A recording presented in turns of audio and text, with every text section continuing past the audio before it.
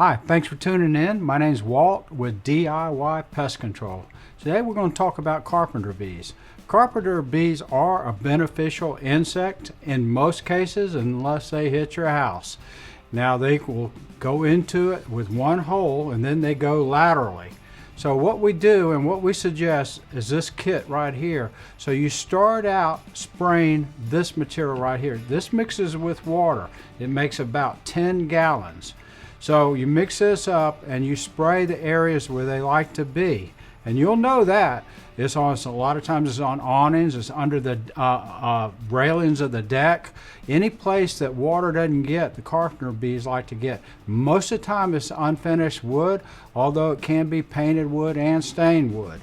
So what you want to do is, as a preventative, as soon as you start seeing them, start spraying this. If you're a little bit late to the game, then we also will put some dust in, and what this is called tempo dust. Tempo dust is definitely the best dust for carpenter bees, also very effective on yellow jackets. You could have this in your storage shed for 5 years and it'll still be a viable product.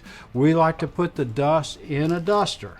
The dust in the duster right here, you take this cork out, you put about half of this in dust, not full.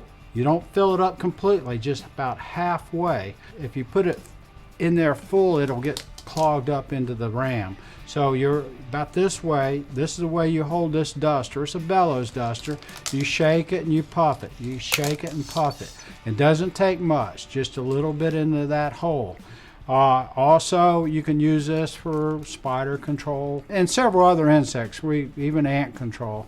But primarily we use it and suggest it for carpenter bees and for yellow jackets.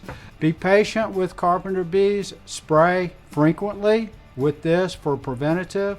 The carpenter bee season, once it starts hitting your house, normally only lasts for about 6 weeks. Thank you very much for tuning in. Bye.